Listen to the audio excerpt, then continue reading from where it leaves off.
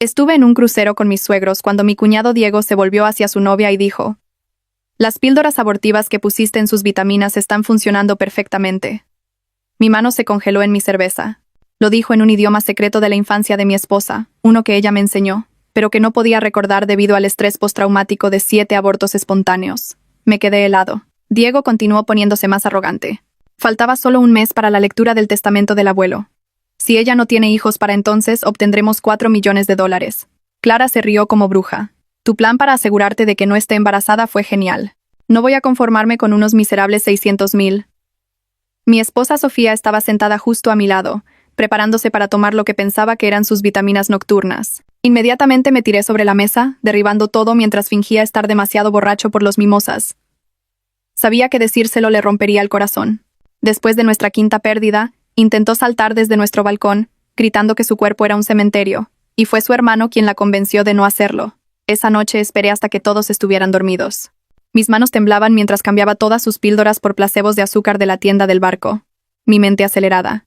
Ella ya estaba embarazada otra vez. Lo descubrimos justo antes del crucero, pero no se lo habíamos dicho a nadie aún. A la mañana siguiente, en el desayuno, observé de cerca a mi cuñado. Sofía sintió náuseas esta mañana, mencioné casualmente. Podría ser náuseas matutinas. Él se atragantó con su café.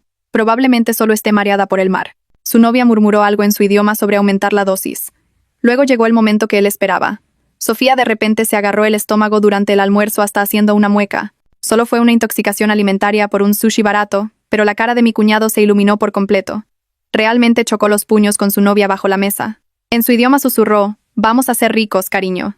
Clara miró a Sofía retirarse y murmuró en su idioma: «¿Alguna vez sientes, no sé, un poco de culpa?» Diego resopló. ¿Por qué? Después de la lectura del testamento, ella puede tener todos los hijos que quiera. 7 abortos, sin embargo. 7 decisiones de negocios necesarias, corrigió, tomando otro sorbo de champán. Al día siguiente, estaba rellenando nuestras bebidas cuando escuché a Diego en una videollamada con su cliente más grande. ¿Sabes qué, Carlos? Vete al diablo. No necesito más tu dinero de plebeyo. ¿Día duro?, pregunté inocentemente, entregándole un mojito. «El mejor día de mi vida», balbuceó, ya borracho antes del mediodía. «Voy a ser tan rico que podría comprar 10 empresas como esa basura». «¿No quieres esperar hasta que tengas el testamento primero?» «Ya sabes, no cuentes tus pollos antes de que nazcan». Él se rió. «Los pobres esperan, los ricos planean. Gran diferencia». Fue entonces cuando su novia le agarró el brazo, susurrando en su sí: «¿Estás tan seguro de que las píldoras funcionaron? ¿Por qué esperar? Celebremos ahora». Lo arrastró hacia la boutique de lujo del barco y lo vi gastar al máximo todas sus tarjetas de crédito con la seguridad de un dinero que aún no tenía. Para el tercer día, había perdido completamente el control. Lo vi marchar hacia el escritorio del director del crucero, exigiendo firmar la membresía Pinnacle Elite. 150,000, dijo el director con cuidado. «No hay problema», balbuceó Diego firmando el contrato. Su estupidez me dejó boquiabierto. En solo unos días, ya había gastado toda su asignación del testamento en basura inútil. Esa tarde, en el buffet, cuando el personal le pidió que esperara en la fila como todos los demás, explotó. «¿Saben quién soy?», gritó. «Estoy a punto de ser dueño de esta línea de cruceros. Están todos despedidos». La seguridad tuvo que escoltarlo de regreso a su camarote mientras otros pasajeros lo filmaban. La cena de la última noche fue perfecta. Mi cuñado se puso de pie, tambaleándose con su camisa de diseñador manchada de vino. «Un brindis», gritó, «por nuevos comienzos, por negocios exitosos». Fue entonces cuando Sofía se levantó de su silla, tapándose la boca, corriendo hacia el baño. Mi cuñado realmente sonrió. «Demasiada comida rica para su delicado estómago», anunció en español. Luego agregó en el idioma secreto a su novia: «Finalmente pensé que esas píldoras nunca funcionarían». El médico del barco en quien había confiado hace 3 días, corrió al baño con ella. Regresaron 1 hora después, con grandes sonrisas y una foto de ultrasonido. «Felicitaciones, señor y señora García. El ultrasonido confirma que estás de 12 semanas con gemelos legales». Levanté a mi esposa y la hice girar. El color se desvaneció del rostro de mi cuñado como si alguien hubiera desconectado un enchufe. «Eso», tartamudeó. «Eso es imposible». Las dosis que ella tomó. Todas las cabezas en el comedor se giraron para mirarlo. Me levanté lentamente. Las palabras se formaban en mi mente, listas para destruirlo en el idioma que él pensaba que era su arma secreta. Cerré la boca y volví a sentarme, dejando pasar el momento. Todos a nuestro alrededor comenzaron a aplaudir y felicitarnos por los gemelos. Y yo acerqué a Sofía mientras observaba el rostro de Diego pasar por confusión y pánico. Siguió mirándome, como si esperara que dijera algo, pero solo sonreí y asentí a todos los que se acercaban a nuestra mesa. La jugada inteligente no era quemarlo frente a todos. Era construir un caso tan sólido que no pudiera escapar porque la salud de Sofía importaba más que mi satisfacción. Esperé hasta que la multitud se dispersó y Diego se levantó para irse. Entonces lo agarré del codo y lo acerqué en el idioma secreto. Susurré que su pequeño plan no funcionó y que sabía todo lo que había hecho. Sus ojos se agrandaron y su rostro palideció, pero mantuve mi voz calma y baja. Le dije que disfrutara de sus últimas semanas de libertad antes de que todo se derrumbara sobre su cabeza. Y intentó balbucear algo, pero solo le di una palmada en el hombro y me alejé, dejándolo temblando. Después de que terminó la cena y Sofía fue al baño, encontré a Conrad cerca de la oficina médica del barco, organizando algunos papeles. Lo llevé a una sala de conferencias vacía y expliqué todo el cambio de píldoras que hice hace 3 días, mostrando las botellas originales que había guardado escondidas en mi bolso. Escuchó sin interrumpir, luego sacó su tableta y comenzó a escribir una nota médica oficial. Documentó cuando le confié por primera vez lo que observé del comportamiento de Diego y los pasos que tomé para proteger a mi esposa. Lo imprimió, lo firmó y me dio una copia. Este rastro de papel muestra exactamente cuándo descubrí el problema y qué hice para proteger a mi esposa. Le agradecí y me dirigí a la oficina de seguridad en la cubierta 3, con el corazón latiendo porque necesitaba asegurar ese metraje antes de que desapareciera. La oficial de seguridad que manejó el colapso de Diego en el buffet estaba en su escritorio revisando grabaciones de cámaras, y le expliqué que necesitaba preservar el metraje para una posible acción legal. Sacó su sistema y revisó los registros de incidentes, confirmando que podían conservar todo durante 90 días si presentaba un informe formal. Llené el papeleo allí mismo, dando descripciones detalladas del comportamiento amenazante de Diego y sus gritos al personal. Lo selló con un número de caso y prometió que el metraje ahora estaba marcado en su sistema. Caminando de regreso a nuestro camarote, vi a Clara sola junto a la barandilla en la cubierta 7, mirando al océano, con los brazos alrededor de sí misma.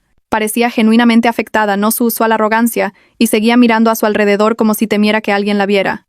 Me di cuenta en ese momento que podría quebrarse bajo presión si jugaba bien mis cartas, porque no tenía la arrogancia de Diego para protegerla de las consecuencias de...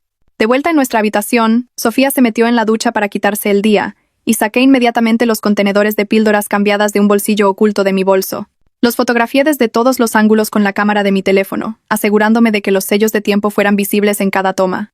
Subí todo a 3 cuentas de almacenamiento en la nube diferentes, porque había visto suficientes documentales de crímenes para saber que la evidencia tiene una forma de desaparecer cuando más la necesitas. Mis manos aún temblaban cuando Sofía salió del baño, pálida y cansada, con la mano en el estómago. La convencí de que volviéramos a la oficina de Conrad para revisar adecuadamente la intoxicación alimentaria, solo para estar seguros por los bebés. Ella aceptó sin discutir y caminamos juntos de regreso a la oficina médica. Conrad la examinó cuidadosamente. Revisó su temperatura y presión arterial, luego escribió una nota detallada sobre el sushi malo que había comido en el almuerzo. Me dio una mirada cómplice mientras escribía, entendiendo exactamente por qué esta documentación importaba para construir nuestro caso. A la mañana siguiente, me desperté temprano y me dirigí a la cubierta de la piscina por un café, mi mente ya repasando qué evidencia aún necesitaba recolectar. Fue entonces cuando escuché la voz de Diego hablando en el idioma secreto cerca del jacuzzi, alardeando con Clara sobre el Tesla personalizado que ya había elegido. Describió un condominio en el centro con ventanas de piso a techo, como si el dinero ya estuviera en su cuenta bancaria. Completamente ciego a cómo todo su mundo estaba a punto de derrumbarse, me paré detrás de una planta de palma decorativa y solo escuché, asombrado de lo estúpido que estaba actuando. Más tarde esa mañana, cerca del buffet de desayuno, vi a Clara llevar a Diego detrás de un pilar y sugerir en el idioma secreto que deberían aumentar la dosis para estar absolutamente sec. De que funcionara, ya estaba detrás de otra planta decorativa con mi teléfono fuera, mis manos temblando de pura rabia mientras presionaba grabar. Capturé cada palabra de su conversación casual sobre envenenar a mi esposa, la voz de Clara sugiriendo que duplicaran la cantidad solo para estar seguros. Mi dedo tembló en el botón de parar cuando finalmente se alejaron y tuve que apoyarme en la pared por 1 minuto para calmarme. En el almuerzo, la oficial de seguridad me encontró en nuestra mesa y me entregó un informe de incidente impreso con un número de caso oficial estampado en la parte superior. Mencionó en voz baja que el comportamiento de Diego fue uno de los peores que había visto en sus 15 años trabajando en seguridad de cruceros. Y el metraje mostraba claramente que amenazó a varios miembros del personal. Había marcado todo en el sistema con estado de prioridad, lo que significaba que no se borraría automáticamente después del periodo estándar de 30 días. Doblé el informe cuidadosamente y lo guardé en mi bolsillo, sintiendo el peso de la evidencia real acumulándose pieza por pieza. No dije una palabra. Solo lo miré hasta que apartó la mirada. Luego guié a Sofía fuera del comedor mientras todos susurraban detrás de nosotros. Esa noche apenas dormí, quedándome despierto planeando cada detalle de lo que venía después mientras Sofía dormía pacíficamente a mi lado con la mano en su estómago.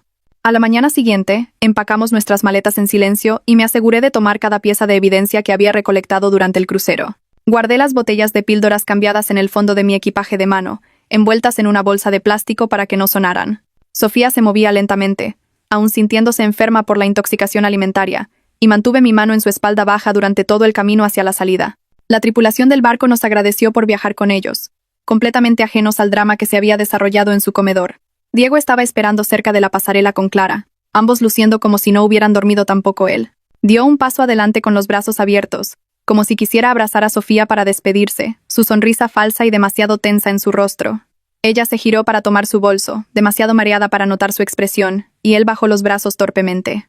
Me puse entre ellos y lo miré a los ojos, dejándole ver exactamente cuánto sabía y cuánto problema tenía.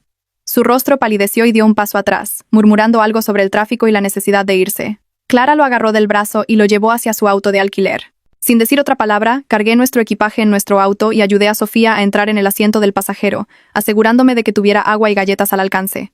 El viaje de 3 horas a casa se extendía delante de nosotros, y sabía que necesitaba usar ese tiempo para decidir cómo contarle la verdad. Entré en la autopista y miré a Sofía durmiendo contra la ventana, su rostro tranquilo por primera vez en días. Mi mente seguía repasando diferentes versiones de la conversación. Podría empezar con el envenenamiento y retroceder, o podría explicar primero sobre el testamento para dar contexto. Cada versión que practicaba en mi cabeza sonaba terrible, como algo que la destrozaría por completo. Pensé en ella parada en nuestro balcón después del 5º aborto, gritando que su cuerpo estaba roto. Recordé haberla alejado del borde mientras ella luchaba conmigo y Diego la convencía de no hacerlo, en ese mismo idioma secreto que había usado para planear su destrucción. ¿Cómo le dices a alguien que la persona que le salvó la vida también pasó años intentando acabarla? Me metí en el carril derecho y ajusté mi agarre en el volante. Mis manos temblaban de nuevo, como cuando cambié esas píldoras. Necesitaba ayuda profesional con esto, alguien que entendiera el trauma, la pérdida de embarazos y la traición familiar. No podía arriesgarme a hacerlo mal y enviarla a otra crisis. Los gemelos necesitaban que ella estuviera tranquila y saludable, y yo necesitaba que ella sobreviviera al escuchar esta verdad. Cuando llegamos a nuestro camino de entrada, decidí buscar un terapeuta antes de decir nada. Se sentía como otra traición, guardar secretos por más tiempo, pero no veía otra manera de hacer esto de manera segura. Ayudé a Sofía a entrar, y ella fue directa al sofá acurrucándose con la mano en su vientre. Me miró con una alegría cautelosa en los ojos, la primera esperanza real que había visto en años. Empezó a hablar de nombres para bebés, sugiriendo opciones para niños y niñas ya que aún no sabíamos. Me senté a su lado y sonreí, participando en la conversación mientras mi estómago se retorcía de culpa. Le gustaban Adela y Noah, nombres clásicos que no harían que nuestros hijos fueran acosados en la escuela. Estuve de acuerdo con todo lo que dijo, añadiendo mis propias sugerencias todo el tiempo, sabiendo que estaba mintiendo al no contarle lo que su hermano había hecho. Cada hora que retrasaba, se sentía como otra pequeña traición, otra elección para protegerla que le quitaba su derecho a saber la verdad. Se durmió alrededor de las 9, agotada por el embarazo y el crucero, y esperé hasta que su respiración fuera profunda y constante. Luego tomé mi laptop y pasé las siguientes 2 horas organizando cada pieza de evidencia que había recolectado. Creé carpetas para las grabaciones de audio, las fotos de las píldoras, los informes de incidentes del crucero y la documentación médica de Conrad. Hice copias de seguridad de todo en 3 cuentas de almacenamiento en la nube diferentes, usando contraseñas encriptadas que solo yo conocía. Hice un documento maestro con marcas de tiempo para cada grabación, transcripciones de lo que Diego y Clara habían dicho, y enlaces a toda la evidencia de apoyo. Lo guardé todo una vez más y cerré mi laptop cerca de la medianoche, con los ojos ardiendo de mirar la pantalla. A la mañana siguiente me desperté temprano y comencé a buscar traductores certificados en línea, el idioma secreto que Sofía y Diego hablaban. No era común algún dialecto regional de su infancia que apenas existía en forma escrita. Llamé a 6 servicios de traducción diferentes y no llegué a nada. Cada uno me dijo que no tenían a nadie que se especializara en esa variante específica. En la 7ª llamada, la recepcionista mencionó a Sofía Vargas, una traductora legal que manejaba casos de idiomas raros. Llamé a su oficina inmediatamente y expliqué lo que necesitaba. Sin entrar en demasiados detalles, me pidió que enviara una grabación de muestra para que pudiera verificar si podía manejar el dialecto. Le envié un clip de 30 segundos de Diego hablando sobre las píldoras, y ella me devolvió la llamada en 1 hora, confirmando que podía hacerlo. Su tarifa era cara, pero no me importó. Esto era demasiado importante para escatimar. Mientras estaba al teléfono con Sofía, recordé que Conrad mencionó a un ginecólogo de alto riesgo en casa que se especializaba en casos como el de Sofía. Llamé a su oficina y expliqué su historial de 7 pérdidas, el embarazo actual de gemelos y las circunstancias que estábamos enfrentando. La voz de la recepcionista cambió cuando mencioné el número de abortos, volviéndose más suave y urgente. Dijo que podían atendernos en 48 horas, lo cual era más rápido que su programación normal. Reservé la cita y sentí el primer pequeño alivio de que estábamos formando un equipo médico real de apoyo. Revisé nuestro sistema de monitoreo de cuentas familiares compartidas esa tarde, algo que había configurado meses atrás para rastrear gastos. El derroche de Diego apareció en detalle, cada transacción del crucero visible en los registros. La membresía Pinnacle estaba allí por 150,000.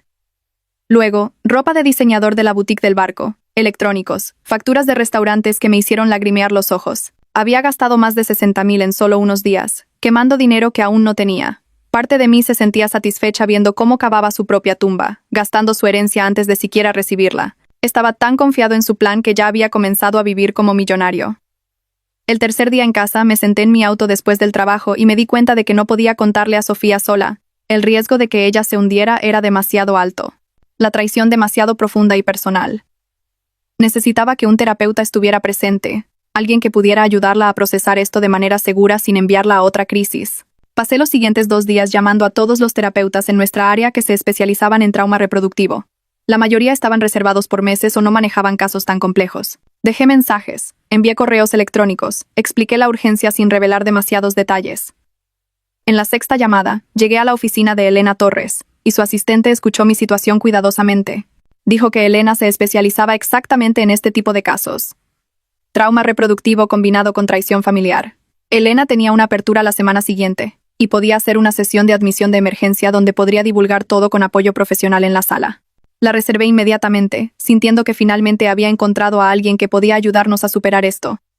Sofía llamó esa noche mientras preparaba la cena. Explicó su proceso en detalle. Cómo necesitaría los archivos de audio originales con contexto completo sobre la relación y las circunstancias. Tendría que verificar la autenticidad del dialecto, confirmar las identidades de los hablantes y crear tanto una transcripción preliminar como una versión legal certificada. La versión preliminar tomaría alrededor de 10 días, dijo, con la versión certificada siguiendo unos días después. Envié todo esa noche usando un sistema de transferencia de archivos encriptado. Cada grabación que hice en el crucero con notas detalladas sobre quién hablaba y cuándo. Confirmó la recepción y prometió comenzar a trabajar en ello de inmediato, entendiendo cuán sensible al tiempo era esto para nosotros. 2 días después, nos sentamos en la oficina del ginecólogo de alto riesgo mientras la doctora revisaba el historial médico de Sofía en su pantalla de computadora. Desplazó las páginas lentamente, su rostro volviéndose más serio con cada página. 7 pérdidas documentadas en 4 años, cada una anotada con fechas y circunstancias. La doctora se giró hacia nosotros y comenzó a hacer preguntas detalladas sobre cada embarazo. ¿Cuán avanzado había estado Sofía? ¿Qué síntomas había experimentado? Si había algún patrón que hubiéramos notado. Observé las manos de Sofía retorcerse en su regazo mientras respondía, su voz volviéndose más baja con cada pérdida que tenía que relatar. La doctora escribió notas, constantemente asintiendo y haciendo pequeños sonidos de reconocimiento. Después de 20 minutos de preguntas, dejó su tableta y explicó que el caso de Sofía calificaba como pérdida recurrente de embarazo, lo que significaba que necesitábamos monitoreo y apoyo agresivos. Sacó un calendario y comenzó a marcar fechas, explicando que necesitaríamos ultrasonidos semanales para seguir el crecimiento de los gemelos y vigilar cualquier señal de advertencia. Escribió una receta para suplementos de progesterona que Sofía necesitaría tomar 2 veces al día, explicando cómo la hormona ayudaba a mantener el revestimiento uterino y reducir el riesgo de aborto. Luego nos miró directamente a ambos y dijo que el manejo del estrés no era opcional, ahora era un tratamiento médico. Explicó cómo los altos niveles de cortisol podían afectar el flujo sanguíneo a la placenta e impactar el desarrollo fetal. Sofía necesitaba tratar el descanso y la calma tan en serio como tomar vitaminas, porque su cuerpo estaba trabajando el doble para sostener a 2 bebés después de años de trauma. La cita duró 90 minutos y salimos con una carpeta gruesa de información, múltiples recetas y nuestro primer ultrasonido programado para la semana siguiente. La semana siguiente, conduje hasta la oficina de Elena para la sesión de admisión de emergencia que había programado. El edificio era más viejo, con pisos de madera crujientes, y la oficina de Elena tenía una iluminación suave y sillas cómodas que no se sentían clínicas. Ella probablemente estaba en sus 50, con cabello grisáceo recogido, vestida con ropa casual que hacía que el espacio pareciera más una sala de estar que una oficina de terapia. Pasó los primeros 15 minutos hablando con Sofía sobre el embarazo, preguntando cómo se sentía físicamente, cuáles eran sus esperanzas y miedos. Pude ver a Sofía relajarse ligeramente, sus hombros bajando desde donde habían estado encorvados cerca de sus orejas. Luego Elena se volvió hacia mí y preguntó si quería compartir qué nos había llevado a una sesión de emergencia. Mi boca se secó y miré a Sofía, luego de vuelta a Elena, Comencé con el crucero, explicando que fuimos con la familia para celebrar antes de que llegara el bebé. Luego conté sobre escuchar una conversación en un idioma que Sofía me había enseñado años atrás, uno que ella y su hermano hablaban de niños. Elena preguntó qué había escuchado y expliqué sobre las píldoras abortivas, sobre Clara poniéndolas en las vitaminas de Sofía, sobre la herencia ligada a si Sofía tenía hijos para la lectura del testamento. El rostro de Sofía se quedó completamente en blanco por un momento, como si su cerebro no pudiera procesar lo que decía. Luego sus ojos se agrandaron y se giró para mirarme, con la boca ligeramente abierta. Seguí hablando, explicando cómo cambié las píldoras inmediatamente, cómo documenté todo, cómo esperé a contarle hasta que tuviéramos apoyo profesional. Sofía se levantó de repente, su silla raspando contra el suelo. Su rostro pasó por confusión, luego negación, sacudiendo la cabeza como si pudiera hacer que las palabras fueran falsas. Luego la comprensión golpeó y su expresión cambió a puro horror, su mano yendo a su estómago protectoramente. Me miró y su rostro se torció con una rabia tan intensa que realmente me eché hacia atrás en mi silla. Comenzó a gritar que su hermano había matado a sus bebés. Todos 7. Por dinero. Su voz se volvía más alta y fuerte con cada palabra, preguntando cómo alguien podía hacerle eso a su propia hermana. Luego se giró hacia mí y gritó que lo había sabido por más de una semana y no se lo había dicho, que había tomado decisiones sobre su cuerpo y su seguridad sin incluirla. Dijo que todos en su vida eran mentirosos. Su hermano la había estado envenenando durante años mientras fingía preocuparse, y yo había guardado este enorme secreto. Mientras actuaba como si todo estuviera normal, su respiración se volvió más rápida y superficial y comenzó a jadear entre palabras. Elena se levantó y se acercó a Sofía, hablando en una voz calma y baja sobre respirar y anclarse. Le pidió a Sofía que nombrara 5 cosas que podía ver en la habitación, luego 4 cosas que podía tocar. Sofía estaba llorando e hiperventilando, pero comenzó a nombrar objetos con la guía de Elena. Su respiración se estabilizó lentamente durante varios minutos mientras yo me quedaba congelado en mi silla, sintiéndome como la peor persona viva. Pensé que la estaba protegiendo al esperar, pero ella tenía razón en que le había quitado su elección. Elena mantuvo a Sofía enfocada en respirar y anclarse durante casi 10 minutos antes de que el pánico disminuyera lo suficiente como para seguir hablando. Sofía se desplomó de nuevo en su silla, luciendo exhausta, con lágrimas aún corriendo por su rostro. Dijo que no sabía en quién confiar más o cómo procesar que su hermano había pasado años matando sistemáticamente a sus bebés. Elena reconoció cuán masiva era esta traición, cómo tocaba cada parte de la vida e identidad de Sofía. Dijo que era completamente normal sentirse abrumada, furiosa y perdida al mismo tiempo. Pasamos la siguiente hora y media trabajando en ¿qué sigue? Elena nos trajo de vuelta a las prioridades, preguntando qué importaba más en este momento. Sofía dijo que mantener a los gemelos seguros era lo primero. Nada más importaba si también perdíamos a estos bebés. Elena lo escribió en una pizarra. Luego preguntó, ¿qué más dije?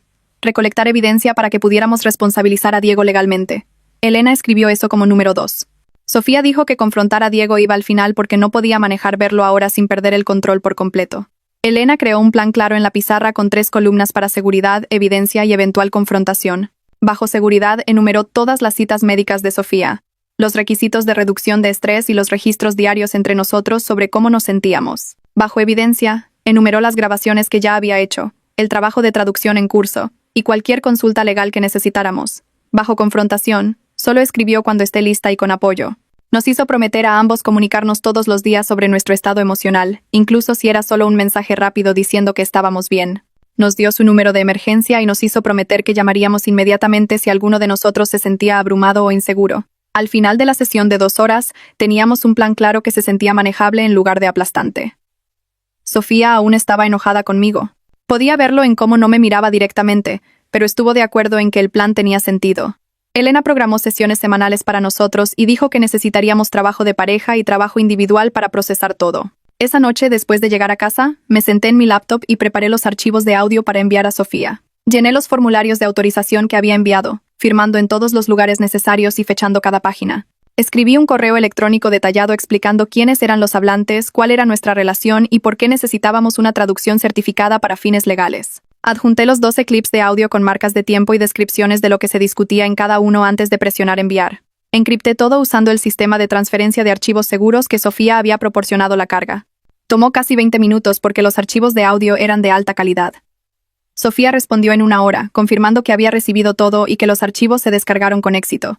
Explicó en su correo electrónico que la certificación legal era más compleja que la traducción estándar porque necesitaba verificar varias cosas. Primero, tenía que confirmar las identidades de los hablantes a través del análisis de voz y cualquier información identificativa en las grabaciones. Segundo, necesitaba autenticar que las grabaciones no habían sido editadas o manipuladas. Tercero, tenía que verificar la autenticidad del dialecto comparándolo con muestras conocidas de la variante del idioma. Toda esta documentación era necesaria para hacer que la traducción fuera admisible en procedimientos judiciales. Estimó que la transcripción preliminar tomaría unos 10 días en completarse, con la versión certificada siguiendo de 3 a 5 días después.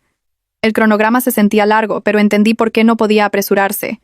Nuestra segunda cita con el ginecólogo obstetra vino una semana después, y esta vez la doctora pasó más tiempo revisando las pérdidas anteriores. Hizo preguntas específicas sobre qué había pasado con cada embarazo, buscando patrones o señales de advertencia que podríamos haber pasado por alto. Cuando mencioné las vitaminas que Sofía había estado tomando, la doctora tomó notas detalladas y preguntó sobre la marca, la dosis y cuánto tiempo las había estado usando. Explicó que el estrés crónico por pérdidas repetidas podía impactar los resultados del embarazo. Al mantener los niveles de cortisol constantemente altos, el cuerpo interpreta el estrés continuo como un entorno peligroso, lo que puede afectar la producción hormonal y el flujo sanguíneo al útero. Prescribió técnicas específicas de relajación, incluyendo meditación guiada, ejercicios de respiración profunda y relajación muscular progresiva. Nos remitió a una clase de yoga prenatal que se reunía 2 veces por semana y se especializaba en embarazos de alto riesgo. La instructora aparentemente tenía formación en prácticas informadas sobre trauma, lo que la doctora dijo que era importante dado el historial de Sofía. Luego nos miró a ambos seriamente y dijo que Sofía necesitaba evitar el trastorno emocional tanto como fuera humanamente posible. Reconoció que la vida no siempre coopera con el consejo médico, pero necesitábamos tratar la calma emocional como una receta, no una sugerencia. Explicó que los gemelos se estaban desarrollando normalmente hasta ahora, pero los embarazos gemelares conllevaban riesgos más altos. Incluso sin el complicado historial de Sofía, necesitábamos hacer todo lo posible para reducir el estrés y apoyar su cuerpo a través de esto. 2 días después de esa cita, contacté a Luciano Vargas usando la información que un colega me había dado. Su oficina estaba en el centro, en uno de esos edificios antiguos con pisos de mármol y paneles de madera. Llamé y expliqué a su asistente que necesitaba ayuda para entender las condiciones de un testamento y algunas opciones legales con respecto a la herencia y el envenenamiento. La asistente hizo algunas preguntas de evaluación, luego dijo que Luciano podía vernos la semana siguiente para una consulta inicial. Reservé la cita y pasé los siguientes días organizando toda nuestra documentación. Creé una línea de tiempo de eventos, imprimí registros bancarios que mostraban el derroche de Diego y compilé los informes de incidentes del crucero. Quería entrar a esa reunión con todo organizado para que pudiéramos usar el tiempo de manera eficiente. La consulta con Luciano ocurrió en su sala de conferencias con vista a la ciudad. Probablemente tenía 60 años, con cabello plateado y gafas de lectura que seguía quitándose y poniéndose. Pasamos los primeros 20 minutos explicando la situación mientras él tomaba notas en una libreta legal. Luego pidió ver el testamento del abuelo Tadeo, del cual traje una copia. Lo leyó cuidadosamente, marcando ciertas secciones con notas adhesivas. Después de unos 15 minutos de lectura, levantó la vista y explicó algo que no había entendido antes. El testamento tenía lo que llamó una cláusula de conducta discrecional, que otorgaba al fideicomisario el poder de retrasar o negar distribuciones si el comportamiento de un heredero causaba daño a otros miembros de la familia. Dijo que esto era en realidad más poderoso que la fecha límite del embarazo, porque se enfocaba en las acciones de Diego en lugar del estado de embarazo de Sofía. No teníamos que probar que Diego había violado la condición del embarazo al envenenarla. Solo necesitábamos mostrar que había actuado con intención maliciosa para dañar a Sofía, y el fideicomisario podría usar su discreción para pausar o negar su herencia basado en esa conducta. Luciano explicó que las cláusulas discrecionales existían específicamente para situaciones como esta, donde alguien intentaba manipular las condiciones de la herencia a través de acciones dañinas. El trabajo del fideicomisario era evaluar si distribuir dinero a Diego sería apropiado dado su comportamiento hacia otro beneficiario. Esto cambió completamente cómo entendía nuestra posición legal. Esa misma tarde, mi correo electrónico sonó con un mensaje de la Oficina de Seguridad del crucero. Habían enviado el informe completo de incidentes como un archivo adjunto en PDF, junto con una hoja de cálculo que listaba los sellos de tiempo de las grabaciones disponibles. El informe documentaba 3 incidentes separados donde Diego había amenazado a los miembros del personal, usado lenguaje profano hacia otros pasajeros y se negó a seguir las instrucciones de la tripulación. Cada incidente tenía declaraciones detalladas de testigos del personal y pasajeros que observaron su comportamiento. Los sellos de tiempo de las grabaciones cubrían todo, desde su explosión en el buffet hasta su confrontación con el director del crucero sobre la membresía. Las notas de la oficial de seguridad describían su comportamiento como agresivo, arrogante y potencialmente peligroso. Había notado que sus afirmaciones sobre ser dueño de la línea de cruceros y despedir al personal sugerían abuso de sustancias o inestabilidad mental. El informe incluía fotos del contrato de membresía Pinnacle, firmado que mostraba la cantidad y su firma. Todo estaba documentado con membrete oficial y números de caso, creando una cadena de custodia que probaba cuándo y cómo ocurrió cada incidente. Descargué todo en 3 ubicaciones de respaldo diferentes y lo agregué a nuestro archivo de evidencia. La próxima semana, Sofía y yo volvimos a la oficina de Elena para nuestra segunda sesión de pareja. Esta vez, Elena se centró específicamente en reconstruir la confianza entre nosotros. Después de mi divulgación retrasada, me preguntó directamente por qué había esperado más de una semana para contarle a Sofía sobre el envenenamiento. Expliqué que tenía miedo de que ella entrara en otra crisis, como después de la quinta pérdida, que quería tener apoyo profesional primero. Elena asintió y preguntó si entendía cómo esa decisión le había quitado a Sofía su agencia sobre la información de su propio cuerpo. Dije que sí, lo entendía ahora, pero en el momento solo había estado pensando en mantenerla a salvo. Elena explicó que mi instinto protector no estaba mal, pero la ejecución sí, porque había tomado una decisión unilateral que nos afectaba a ambos. Hizo que Sofía explicara cómo se sintió al enterarse de que lo había sabido durante días mientras actuaba normal, y Sofía dijo que le hacía cuestionar si podía confiar en mí. Para ser honesto, cuando las cosas eran difíciles, pasamos una hora creando acuerdos específicos sobre comunicación. De ahora en adelante, prometí compartir información que la afectara de inmediato, incluso si tenía miedo de su reacción. Ella prometió decirme cuando se sintiera abrumada para que pudiéramos obtener apoyo juntos en lugar de que yo asumiera cosas. Acordamos registros diarios donde cada uno compartía una cosa que sentíamos, incluso si era incómodo. Elena dijo que reconstruir la confianza después de una ruptura requiere acción consistente a lo largo del tiempo, no solo disculpas. Nos dio tarea para practicar los registros diarios y notar cuando nos sintiéramos tentados a ocultar cosas del otro para evitar conflictos. 2 días después de nuestra sesión de terapia, un correo electrónico de Sofía llegó a mi bandeja de entrada con un archivo PDF adjunto etiquetado como análisis preliminar de transcripción. Lo abrí en la mesa de la cocina mientras Sofía se duchaba, y mis manos comenzaron a temblar mientras leía la primera página. Sofía había organizado todo por sello de tiempo y tema, con notas sobre la claridad del audio y la verificación del dialecto. Al lado de cada sección, encontró 12 conversaciones separadas donde Diego y Clara discutieron el envenenamiento en detalle. La instancia 1 fue desde la cubierta de la piscina cuando Clara preguntó sobre aumentar la dosis. La instancia 4 fue Diego alardeando sobre sus 7 intentos exitosos. La instancia 9 fue ellos calculando cómo dividir los $4 millones. Cada conversación estaba transcrita palabra por palabra en el idioma original y en español, con el sello de certificación de Sofía en cada página. Las notas explicaban que el dialecto era auténtico de la región donde Sofía y Diego crecieron, y ciertas frases solo podían ser dichas por hablantes nativos de esa área específica. Imprimí 3 copias y las guardé en nuestra caja fuerte ignífuga antes de que Sofía bajara. Esa tarde, Sofía se sentó en nuestra cama con su teléfono en ambas manos, escribiendo y borrando el mismo mensaje a Diego una y otra vez. Sus dedos se movían por la pantalla, luego se detenían, luego comenzaban de nuevo. Me ofrecía escribirlo por ella, pero negó con la cabeza con fuerza. Necesitaba hacer esto ella misma, dijo, porque establecer límites era parte de recuperar el control.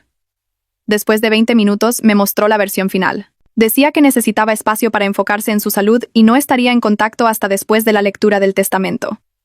Sin explicación, sin acusaciones, solo una declaración clara de lo que necesitaba. Su pulgar se mantuvo sobre el botón de enviar por 1 minuto completo antes de que finalmente lo presionara. El mensaje mostró como entregado, luego leído en segundos. Sofía apagó su teléfono inmediatamente y me lo dio para que lo sostuviera. A la mañana siguiente, el nombre de Diego iluminó la pantalla del teléfono de Sofía.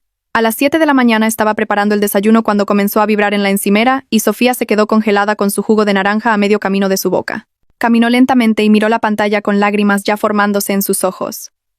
El teléfono seguía sonando y sonando, y podía ver su rostro desmoronándose mientras veía su nombre parpadear una y otra vez. Cuando finalmente se detuvo, apareció una notificación de correo de voz. Sofía no lo escuchó, solo se quedó allí temblando, y luego borró el historial de llamadas. Fue a sus ajustes y bloqueó su número sin decir una sola palabra. Sus manos estaban firmes cuando lo hizo, aunque su rostro estaba mojado. 3 horas después, el nombre de Clara apareció en un mensaje de texto que hizo que Sofía riera de una manera dura y amarga que me asustó. El mensaje decía que lo sentía si algo parecía raro en el crucero y esperaba que Sofía se sintiera mejor. Sin mención de píldoras, sin mención del plan de Diego, solo esta disculpa cuidadosa y sin compromiso que evitaba admitir algo específico. Sofía giró su teléfono hacia mí para que pudiera leerlo y dijo que Clara se estaba cubriendo ahora que se dio cuenta de que podría haber consecuencias. No respondió al mensaje, solo tomó una captura de pantalla y la agregó a nuestra carpeta de evidencia. Nuestra cita semanal de ultrasonido fue el jueves por la mañana. Y la técnica hizo todas las medidas normales mientras Sofía yacía en la camilla mirando el monitor. Ambos bebés se veían bien, moviéndose y midiendo justo en el cronograma. Pero cuando la doctora entró para revisar todo, frunció el ceño ante la lectura de la presión arterial y la tomó de nuevo manualmente. La segunda lectura salió aún más alta que la primera. La doctora se sentó y explicó que los números de Sofía estaban entrando en un rango preocupante y necesitábamos tratar la reducción de estrés tan en serio como tratábamos las vitaminas prenatales. Dijo que los altos niveles de cortisol por el estrés continuo podían afectar el desarrollo de los bebés. Y esto no era opcional ahora. Prescribió ejercicios específicos de respiración, redujo las horas de trabajo de Sofía a medio tiempo y programó citas de monitoreo 2 veces por semana para seguir la tendencia de la presión arterial. Sofía asintió durante todo esto, luciendo pálida y asustada, y yo sostuve su mano durante todo el camino a casa. Esa misma tarde, Luciano llamó a mi celular con información sobre el testamento del abuelo Tadeo. ¿Qué cambió? ¿Cómo entendía? Nuestra situación entera. Explicó que el estado de embarazo de Sofía en la lectura no era realmente el factor controlador para la distribución, porque el testamento incluía algo llamado cláusula de conducta discrecional. El fideicomisario tenía el poder de pausar o negar fondos a cualquier heredero cuyo comportamiento dañara a otro miembro de la familia, independientemente de si técnicamente cumplían con las condiciones de la herencia. Esto significaba que incluso si Diego pensaba que había ganado al prevenir el embarazo de Sofía, el fideicomisario aún podía investigar sus acciones y retener su dinero indefinidamente. Luciano dijo que estas cláusulas existían específicamente para situaciones como la nuestra, donde alguien intentaba manipular las reglas de la herencia a través de actos dañinos. Pregunté qué tan fuerte era nuestro caso y dijo que con la evidencia que teníamos, extremadamente fuerte. Durante la próxima semana, convertí nuestro dormitorio de invitados en una sala de guerra para organizar la evidencia.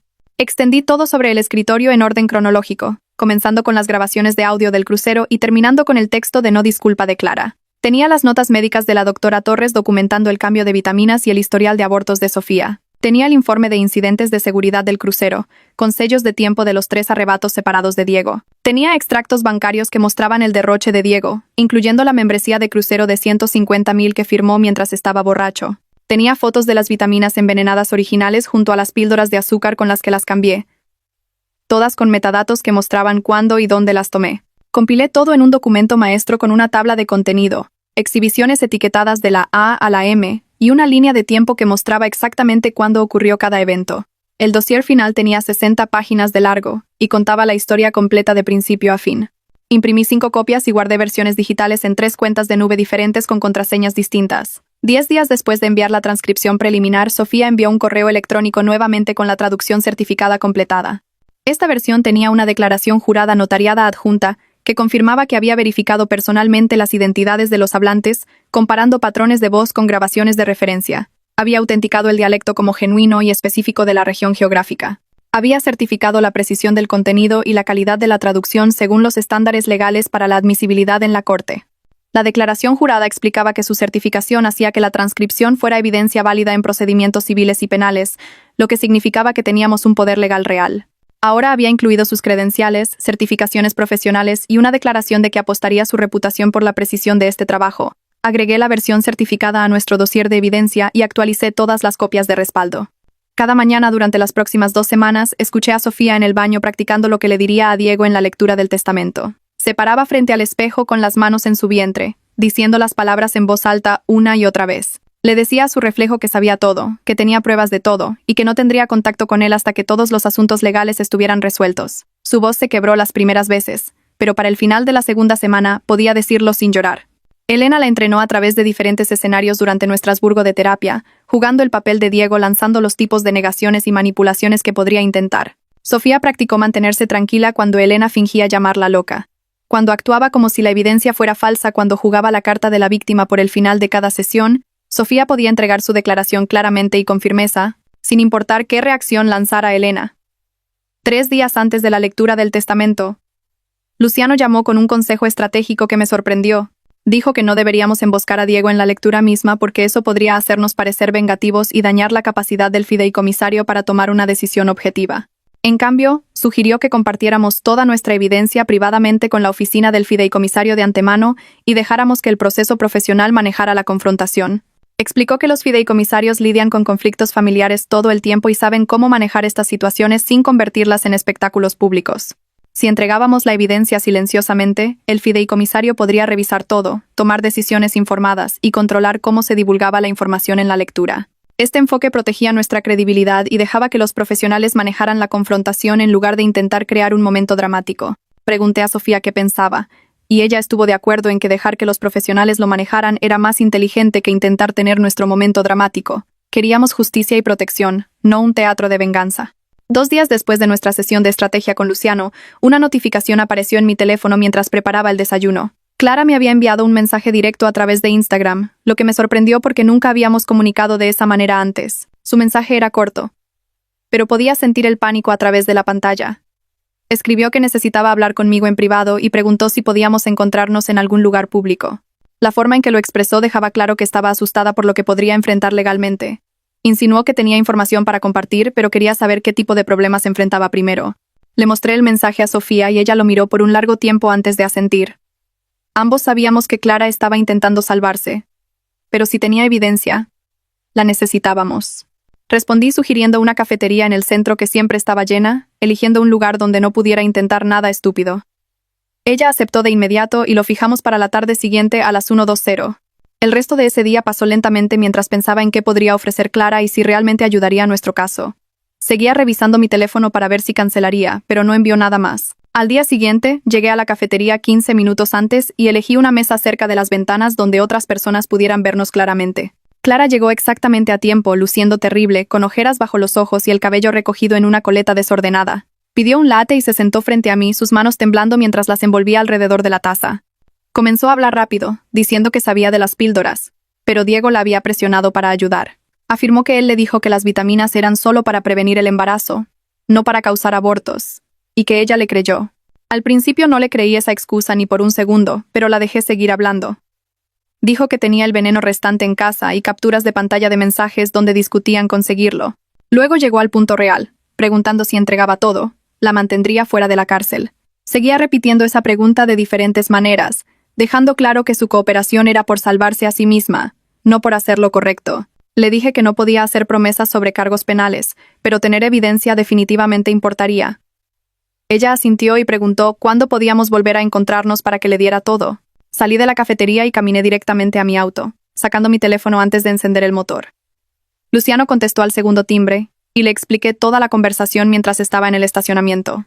Escuchó cuidadosamente y luego me dijo que no podía otorgarle a Clara ningún tipo de inmunidad porque así no funcionaba el sistema. Dijo que podía señalar su cooperación a las autoridades si proporcionaba evidencia sólida, lo que podría ayudar a su caso cuando los fiscales se involucraran.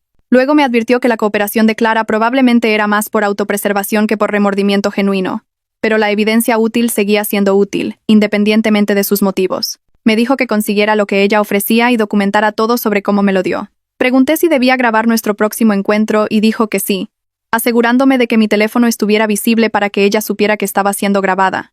De esa manera no habría dudas después sobre lo que dijo o me dio. Clara y yo nos encontramos de nuevo al día siguiente en la misma cafetería. Esta vez trajo una carpeta llena de papeles y su teléfono listo para mostrarme capturas de pantalla. Me entregó fotos del empaque de las píldoras que mostraban claramente el nombre de la marca y la información de la dosis. Las capturas de pantalla mostraban conversaciones de texto entre ella y Diego donde discutían dónde comprar la sustancia y cuánto usar. Incluso había guardado su propia botella de la sustancia que usaron, un pequeño contenedor ámbar con una etiqueta médica que me revolvió el estómago. Sus manos temblaban todo el tiempo que me estaba dando todo, haciendo que los papeles crujieran. Seguía preguntando si esto la mantendría fuera de la cárcel, su voz subiendo cada vez. Tomé fotos de todo con mi teléfono allí mismo en la mesa, y le dije de nuevo que no podía hacer promesas, pero que esto era lo correcto. Parecía que iba a llorar, pero se contuvo. Antes de irse, me hizo prometer que le diría al abogado que cooperó, y dije que lo haría porque era verdad. Esa semana tuvimos nuestra sesión regular de terapia con Elena y traje la carpeta que Clara me dio. Sofía y yo nos sentamos en el sofá de la oficina de Elena mientras explicaba la nueva evidencia y lo que Clara había admitido. Elena escuchó todo y luego nos ayudó a hablar sobre lo que significaba sin dejar que tomara todo nuestro enfoque. Nos recordó que nuestro objetivo principal era la seguridad y asegurarnos de que Diego fuera responsabilizado, no buscar venganza o hacer sufrir a las personas. Señaló que necesitábamos mantenernos enfocados en la salud de los bebés por encima de todo porque el estrés podía afectar el embarazo. Sofía admitió que se sentía enojada porque Clara estaba intentando salvarse después de ayudar a envenenarla durante meses. Elena validó ese enojo, pero también ayudó a Sofía a ver que la cooperación de Clara nos daba herramientas para proteger a nuestra familia. Al final de la sesión, ambos nos sentimos más centrados y claros sobre lo que más importaba. 2 días después, tuvimos nuestra cita programada de ultrasonido. La doctora aplicó gel en el vientre de Sofía y movió la varita mientras mirábamos la pantalla. Ambos bebés aparecieron en el monitor, sus pequeños corazones latiendo rápido y fuerte. La doctora los midió cuidadosamente y dijo que estaban creciendo justo en el cronograma para su edad gestacional. Luego explicó los riesgos reales que debíamos vigilar con el embarazo gemelar. Habló de preeclampsia, lo que significaba que la presión arterial de Sofía podía volverse peligrosa. Mencionó que el parto prematuro era más común con gemelos y que podríamos necesitar planificar un nacimiento temprano. Explicó las señales a las que debíamos estar atentos, como hinchazón repentina o dolores de cabeza severos, pero también dijo que todo se veía bien por ahora y estaba optimista sobre el embarazo. Salimos sintiéndonos esperanzados, pero también conscientes de que necesitábamos ser cuidadosos y vigilar los problemas. La semana siguiente, Luciano llamó para decirnos que había programado una reunión privada con Javier de la oficina del fideicomisario. La reunión estaba fijada para la semana antes de la lectura del testamento, dándole a Javier tiempo para revisar todo a fondo. Luciano explicó que presentar la evidencia en privado era más inteligente que emboscar a Diego en la lectura misma. De esta manera, el fideicomisario podía mirar todo cuidadosamente y tomar decisiones informadas sobre quién debería recibir dinero y quién no. Dijo que los fideicomisarios lidian con conflictos familiares todo el tiempo y saben cómo manejar estas situaciones profesionalmente. Si le dábamos la evidencia a Javier de antemano, él podía controlar cómo se compartía la información en la lectura y cerrar cualquier intento de Diego de manipular la situación. Luciano nos recordó que esto protegía nuestra credibilidad y dejaba que los profesionales manejaran la confrontación en lugar de nosotros intentando crear un momento dramático. El día de nuestra reunión con Javier, Luciano nos encontró en la oficina del fideicomisario en el centro. Llevamos el paquete completo de evidencia que habíamos estado construyendo durante semanas. Dentro estaban las transcripciones certificadas de Sofía, todas las notas médicas de la doctora Torres del crucero, las declaraciones de testigos, la evidencia de cooperación de Clara con las fotos y los textos y la documentación del crucero sobre el comportamiento de Diego. Javier se sentó detrás de un gran escritorio y abrió la carpeta, leyendo primero la tabla de contenido. Su expresión se volvía más seria con cada página que revisaba. Se detuvo en la sección de transcripciones y leyó algunas de las conversaciones traducidas en voz alta para sí mismo. Luego nos miró y esto es un trabajo profesional exhaustivo. Prometió investigar todo completamente antes de que se distribuyera dinero a nadie. Hizo notas en una libreta legal sobre cosas que quería verificar de manera independiente. La reunión duró casi 2 horas y al final Javier parecía convencido de que teníamos un caso real. 3 días antes de la lectura del testamento, llegó un sobre del departamento legal de la línea de cruceros. Dentro había una carta formal con membrete de la compañía describiendo el comportamiento de Diego durante el crucero. La carta decía que había sido amenazante y agresivo con los miembros del personal. Listaba incidentes específicos donde los empleados habían presentado quejas formales sobre él. Había detalles sobre su discusión a gritos en el buffet y sus demandas de que era dueño de la línea de cruceros. Esta documentación venía de una tercera parte, completamente neutral, que no tenía razones para mentir o exagerar. Los abogados de la línea de cruceros no tenían ningún interés en nuestro drama familiar, lo que hacía que su carta fuera una evidencia muy poderosa. La escaneé inmediatamente y envié copias a Luciano y a Javier, agregándola a nuestro archivo de caso. Esa misma semana, alguien me envió un enlace a una reseña pública en línea sobre el negocio de Diego. Su antiguo cliente, Carlos, había escrito una reseña detallada sobre la conducta poco profesional de Diego y el incumplimiento de contrato. La reseña explicaba cómo Diego lo había insultado durante una videollamada y se negó a completar el trabajo por el que le habían pagado. Lo que lo hacía aún mejor fue la respuesta de Diego en los comentarios. Había escrito un comentario largo y furioso sobre no necesitar más clientes plebeyos y cómo estaba a punto de ser lo suficientemente rico como para comprar 10 empresas. Su comentario era público para que cualquiera lo viera, creando un registro digital permanente de su arrogancia y terrible juicio. Tomé una captura de pantalla de todo el intercambio y lo añadí a nuestro archivo de evidencia, sabiendo que mostraba exactamente qué tipo de persona era Diego realmente. 2 días después de agregar esa captura de pantalla a nuestro archivo, Sofía envió un correo electrónico confirmando que podía asistir a la lectura del testamento en persona si la necesitábamos. Allí explicó que tener a la traductora certificada presente significaba que Diego no podía argumentar que las transcripciones eran falsas o estaban mal traducidas. Su presencia física cerraría cualquier ruta de escape que él intentara usar sobre la evidencia del idioma. Encaminé su confirmación a Luciano de inmediato, y respondió en 1 hora, diciendo que esto era perfecto para nuestro caso. La tarde siguiente, Luciano nos llamó a su oficina para una sesión de entrenamiento sobre la lectura del testamento en sí. Se sentó frente a nosotros en la mesa de conferencias y explicó que los padres de Diego probablemente intentarían defenderlo o presionar a Sofía para que lo perdonara por la paz familiar. Nos entrenó a través de diferentes escenarios, haciéndonos practicar mantener la calma y remitir todas las preguntas a él, como nuestro abogado. Nos dijo que mantuviéramos nuestras respuestas cortas y profesionales, que no nos dejáramos arrastrar a discusiones emocionales o chantajes familiares. Sofía practicó diciendo frases simples como pedirle a Luciano que respondiera a esa pregunta o diciendo que no lo discutiría ahora. Para el final de la sesión, ambos nos sentimos más preparados para manejar cualquier cosa que la familia de Diego nos lanzara durante la lectura. 3 días antes de la lectura programada del testamento, llegó un sobre a nuestra casa de un servicio de mensajería legal. Dentro había una breve declaración escrita de Clara con membrete oficial de una oficina de abogados. Admitió su papel en el esquema de envenenamiento y escribió que tenía miedo de la reacción de Diego si se negaba a ayudarlo. Su declaración era obviamente interesada, intentando pintarse como una víctima de su manipulación en lugar de una cómplice dispuesta. Pero aún así funcionaba para nuestro caso porque le daba al fideicomisario otra fuente que confirmaba la misma historia que estábamos contando. Escaneé la declaración de Clara y la envié a Luciano y a Javier, añadiendo una pieza más al montón de evidencia contra Diego. La noche antes de la lectura del testamento, Sofía y yo nos sentamos en nuestra sala de estar hablando sobre lo que realmente queríamos de mañana. Estábamos ambos agotados por semanas de recolección de evidencia y preparación legal. Sofía dijo que no quería un gran momento dramático donde humilláramos a Diego frente a todos. Solo quería que el proceso del fideicomisario manejara todo profesionalmente mientras nos enfocábamos en mantenernos tranquilos por los bebés. Estuve completamente de acuerdo porque la satisfacción de la venganza no valía el riesgo de la presión arterial de Sofía o el embarazo. Llamamos a Elena por altavoz y le contamos nuestra decisión de dejar que los profesionales manejaran la confrontación. Dijo que esta elección era madura y saludable, que estábamos priorizando a nuestra familia real sobre la satisfacción de ver a Diego caer. Su validación nos hizo sentir mejor a ambos por tomar la ruta silenciosa en lugar de la ruta del espectáculo. En la mañana de la lectura del testamento, nos reunimos con Javier privadamente en su oficina 1 hora antes de que comenzara la lectura oficial. Llevamos el paquete final de evidencia que incluía todo del último mes. La nueva declaración de Clara y la carta formal de la línea de cruceros. Javier extendió todos los documentos sobre su escritorio y los leyó cuidadosamente, haciendo notas en una libreta legal. Su expresión se volvía más seria con cada página que revisaba. Cuando llegó a las conversaciones traducidas sobre el envenenamiento, leyó varios pasajes en voz alta para sí mismo y negó con la cabeza lentamente. Nos miró después de 20 minutos y dijo que esto era un trabajo profesional exhaustivo. Prometió manejar el anuncio de la retención de distribución profesional successfulmente y darle a Diego una oportunidad de responder a las acusaciones antes de tomar decisiones finales. Le agradecimos y nos dirigimos al vestíbulo para esperar a que comenzara la lectura. En el vestíbulo, fuera de la sala de conferencias, otros miembros de la familia comenzaron a llegar. 15 minutos antes de la hora de inicio programada, Diego entró, vestido con un traje de diseñador nuevo y mostrando un reloj de lujo que probablemente costaba $10,000. Estaba susurrando a Clara en el idioma secreto sobre su pago garantizado y cómo ya había elegido el auto que quería. Lucía tan confiado y relajado como si ya hubiera ganado todo. No notó a Javier parado cerca del escritorio de recepción, observándolo con una mirada fría y profesional. Clara parecía nerviosa, sus ojos recorriendo el vestíbulo y evitando el contacto visual con nosotros. Los padres de Diego llegaron después y abrazaron a Sofía, preguntando cómo se sentía con el embarazo.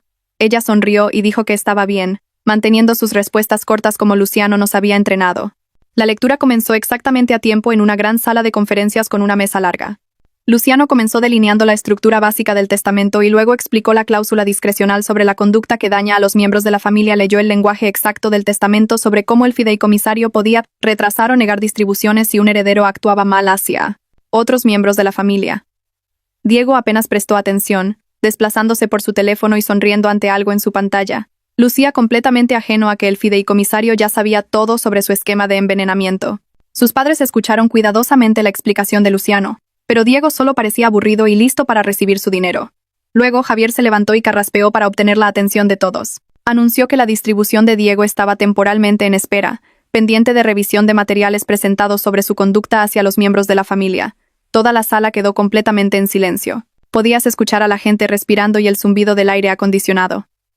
La cara de Diego pasó de una confianza aburrida a un pánico confundido en unos 2 segundos. Miró alrededor de la mesa tratando de descifrar qué salió mal con su plan perfecto. Sus padres intercambiaron miradas preocupadas y Clara palideció, mirando fijamente sus manos. Diego se levantó de su silla y exigió saber qué materiales y quién los presentó. Su voz se volvió alta y agresiva, el mismo tono que usó en el crucero cuando gritó al personal del buffet. Javier permaneció tranquilo y profesional, explicando que había recibido evidencia sobre la conducta de Diego y necesitaba investigar antes de liberar fondos. Fue entonces cuando Sofía se levantó de su asiento cerca de la parte trasera de la sala. Se presentó como una traductora certificada y explicó que había sido contratada para traducir grabaciones hechas durante un crucero familiar. Abrió una carpeta y comenzó a leer de la transcripción certificada con una voz tranquila y clara. Leyó las palabras exactas de Diego sobre las píldoras abortivas funcionando perfectamente. Leyó su conversación sobre la herencia de $4 millones y Sofía no tenía hijos. Leyó la respuesta de Clara sobre no querer unos míseros 600,000. Leyó su discusión sobre aumentar la dosis y su celebración sobre ser ricos. Los padres de Diego jadearon en voz alta y su madre se tapó la boca con la mano. Clara comenzó a llorar, con lágrimas corriendo por su rostro mientras escuchaba sus propias palabras leídas. De nuevo, la cara de Diego pasó de un rojo furioso a un blanco enfermizo mientras su propia voz en traducción lo condenaba frente a toda su familia. Intentó interrumpir, pero Sofía siguió leyendo su voz firme y profesional. Leyó la parte sobre 7 decisiones de negocios necesarias y el comentario de Diego sobre Sofía teniendo bebés después de la lectura del testamento. Para cuando Sofía terminó de leer, el padre de Diego lo miraba con completo horror y disgusto. Luego Sofía se levantó con las manos temblando, pero su voz firme. Había preparado una declaración con la ayuda de Elena y la practicó docenas de veces. Dijo que sabía todo lo que Diego había hecho. Tenía pruebas de todo, incluyendo registros médicos y declaraciones de testigos. No tendría ningún contacto con Diego hasta que todos los asuntos legales estuvieran completamente resueltos. Su voz se quebró en algunas palabras, pero siguió adelante, leyendo del papel en sus manos. Dijo que su hermano había intentado matar a sus bebés por dinero, y nunca perdonaría esa traición. Dijo que el fideicomiso podía hacer lo que quisiera con su dinero, pero ella no quería tener nada que ver con él nunca más. Cuando terminó, se sentó y tomó mi mano bajo la mesa. Nunca había estado más orgulloso de su fuerza y valentía en ese momento, viéndola establecer límites y decir su verdad a pesar de todo.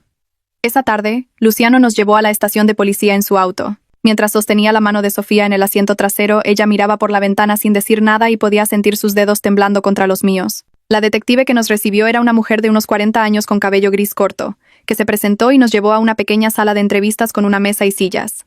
Luciano explicó que estábamos allí para reportar envenenamiento y conspiración, y la detective sacó una libreta y comenzó a tomar notas.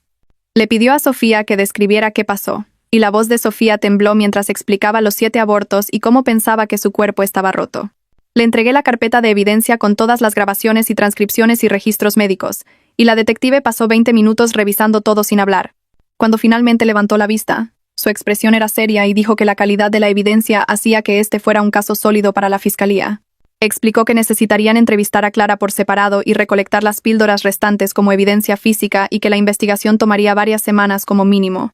Luciano preguntó sobre mantener esto en silencio para proteger la privacidad de Sofía, y la detective asintió diciendo que lo manejarían profesionalmente sin involucrar a los medios. Pasamos 2 horas más revisando cada detalle y firmando declaraciones. Y para cuando salimos de la estación, estaba oscuro afuera. Dentro de las 48 horas, Clara llamó directamente a la detective y pidió venir. La detective contactó a Luciano primero para informarnos y explicó que Clara quería crédito por cooperación para reducir sus propios cargos. Clara se presentó en la estación con un abogado y entregó las píldoras restantes en su empaque original. Más capturas de pantalla de mensajes de texto donde ella y Diego discutían comprar el veneno en línea. También entregó notas escritas a mano por Diego que detallaban todo el plan con fechas y cantidades de dosis. La detective nos llamó esa noche y confirmó que la evidencia de Clara respaldaba todo lo que habíamos dicho y hacía que el caso penal contra Diego fuera mucho más fuerte. Dijo que Clara claramente estaba intentando salvarse, pero la evidencia seguía siendo útil independientemente de sus motivos. Luciano explicó que la cooperación de Clara podría ayudarla a evitar la cárcel, pero aún enfrentaría cargos como cómplice. Pregunté si esto significaba que Diego definitivamente sería acusado, y la detective dijo que sí.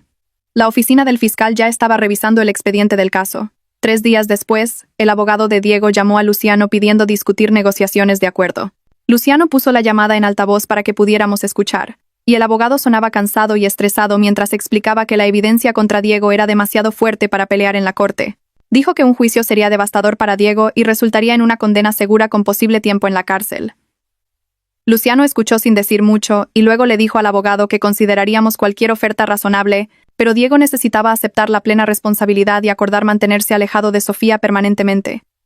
El abogado dijo que hablaría con su cliente y nos contactaría esa misma tarde. Javier llamó desde la oficina del fideicomiso y dijo que estaban manteniendo los fondos de Diego en pausa por ahora, no quitándoselos automáticamente, pero la pausa continuaría hasta que todos los procedimientos penales estuvieran terminados y los arreglos de devolución estuvieran resueltos. Explicó que esto significaba que Diego no vería ningún dinero de la herencia durante años como mínimo, y posiblemente nunca, dependiendo de cómo fuera el caso. Sofía estaba sentada a mi lado durante la llamada y apretó mi mano con fuerza cuando Javier dijo la palabra años. 2 semanas después de la lectura del testamento, fuimos a nuestra próxima cita con el médico de bebés de alto riesgo. La enfermera tomó la presión arterial de Sofía 3 veces porque la primera lectura era demasiado alta y la segunda no era mucho mejor. La doctora entró luciendo preocupada y revisó los números ella misma antes de sentarse a hablar con nosotros. Dijo que la presión arterial de Sofía estaba alta de nuevo, y eso significaba que necesitábamos tomar la reducción de estrés muy en serio ahora mismo.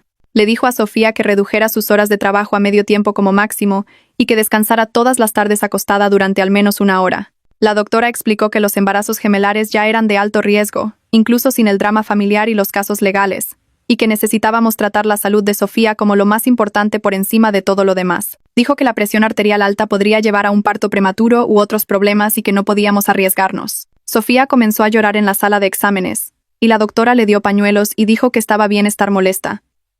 Pero necesitábamos un plan para proteger a los bebés. Salimos con una lista de cosas que Sofía tenía que hacer todos los días, incluyendo alimentos específicos para comer y actividades para evitar, e instrucciones para llamar inmediatamente si se sentía mareada o tenía dolores de cabeza.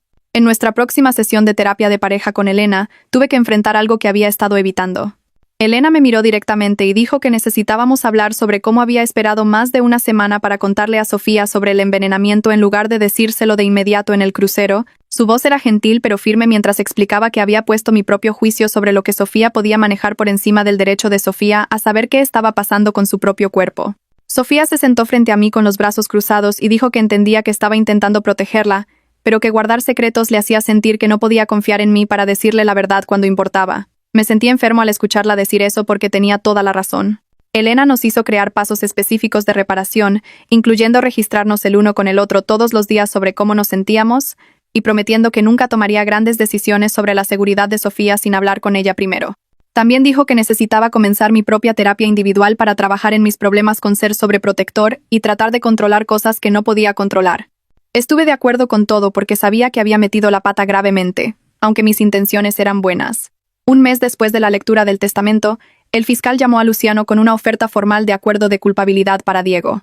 Luciano vino a nuestra casa para explicarlo en persona y nos sentamos en la mesa de la cocina mientras repasaba los detalles. El fiscal ofrecía a Diego un acuerdo donde se declararía culpable de administrar intencionalmente una sustancia dañina y aceptaría 3 años de libertad condicional, más sesiones de terapia obligatorias y un plan para devolver todos los costos médicos y facturas de terapia de Sofía. Luciano dijo que el abogado de Diego lo estaba presionando fuertemente para que tomara el acuerdo porque ir a juicio casi seguramente resultaría en tiempo en la cárcel. Dado lo fuerte que era la evidencia, el fiscal quería una respuesta en 2 semanas. Sofía preguntó qué pasaría si Diego rechazaba el acuerdo, y Luciano dijo que entonces irían a juicio y Diego probablemente terminaría en la cárcel por al menos 1 año, tal vez más. Pregunté si la libertad condicional significaba que Diego sería monitoreado, y Luciano dijo que sí. Tendría que reportarse regularmente a un oficial de libertad condicional y seguir reglas estrictas, incluyendo mantenerse completamente alejado de nosotros. La próxima semana, Javier nos pidió que fuéramos a su oficina para discutir los arreglos del fideicomiso de ahora en adelante. Se sentó detrás de su escritorio con una carpeta gruesa frente a él y explicó que el fideicomiso establecería condiciones muy específicas para cualquier dinero futuro que fuera a Diego. Las condiciones estarían ligadas a que Diego completara sus requisitos de terapia y realizara todos sus pagos de devolución a tiempo y mantuviera los límites de no contacto con Sofía. Javier dijo que el dinero no estaba perdido para siempre, pero Diego tendría que demostrar que realmente estaba mejorando y asumiendo responsabilidad durante un periodo de años antes de que el fideicomiso considerara liberar fondos para él. Enfatizó que esto no era sobre castigo, sino sobre asegurarse de que Diego demostrara un cambio real antes de obtener acceso a ese tipo de dinero. Sofía preguntó cuánto tiempo podría tomar, y Javier dijo honestamente que podrían ser 5 años o más, dependiendo del progreso y la cooperación de Diego. También dijo que el fideicomiso estaría monitoreando de cerca el cumplimiento de Diego, y cualquier violación de los límites reiniciaría toda la línea de tiempo. Cuando llegué al 3er trimestre del embarazo, Sofía comenzó a tener contracciones a las 34 semanas. Corrimos al hospital a las 2 de la mañana y los médicos intentaron detener el parto, pero siguió progresando. Los gemelos nacieron 6 horas después, pesando 4 libras cada uno, y eran pequeños, pero respiraban por su cuenta, lo que el médico dijo que era una buena señal. Fueron trasladados a la UCIN de inmediato para apoyo de alimentación y monitoreo porque los bebés nacidos tan temprano necesitan ayuda extra. Pasamos las próximas 2 semanas prácticamente viviendo en el hospital, haciendo contacto piel con piel y aprendiendo a alimentarlos a través de tubos diminutos. Fue aterrador verlos en sus pequeñas cajas de plástico con cables conectados, pero las enfermeras fueron increíbles y pacientes con todas nuestras preguntas. Los bebés ganaron peso lentamente y aprendieron a comer mejor. Y después de 14 días, el médico dijo que estaban lo suficientemente estables como para irse a casa. Los trajimos a nuestra casa con un auto lleno de suministros médicos e instrucciones y una cita de seguimiento programada para la próxima semana. Mientras todavía hacíamos la rutina de la UCIN, llegó una carta a nuestra casa reenviada a través del abogado de Diego. La abrí en el estacionamiento del hospital antes de entrar y la leí 2 veces para asegurarme de que entendía lo que decía. Diego había escrito que llevaba 2 meses sobrio y asistiendo a terapia 2 veces por semana. Quería decir que sabía que había lastimado gravemente a Sofía y destruido su confianza. La carta no pedía perdón ni solicitaba contacto. Solo decía que entendía que lo que había hecho era terrible y que estaba trabajando en convertirse en una mejor persona. Llevé la carta adentro y se la mostré a Sofía mientras ella sostenía a uno de los bebés contra su pecho. La leyó una vez muy lentamente. Luego la dobló y la puso en su bolso sin decir nada durante mucho tiempo. Finalmente dijo que tal vez algún día estaría lista para responderle, pero hoy no era ese día y no sabía cuándo llegaría. Ese día, después de que los bebés llegaron a casa, tuvimos otra sesión con Elena para establecer los límites finales de contacto para nuestra familia. Elena nos ayudó a escribir exactamente con qué estábamos cómodos y con qué absolutamente no estábamos de acuerdo. Decidimos que los padres de Diego podían visitar a los bebés en nuestra casa, pero solo con nosotros presentes todo el tiempo y solo después de llamar con anticipación para programarlo. Diego mismo no tendría ningún contacto hasta que terminara su periodo completo de libertad condicional, y tanto Sofía como yo acordamos que estaríamos listos, lo cual podría ser años después o tal vez nunca. Elena dijo que los límites se sentían protectores en lugar de crueles y que daban a todos espacio para sanar sin forzar relaciones que no estaban listas. Nos recordó que los límites podían cambiar con el tiempo a medida que cambiaban las situaciones.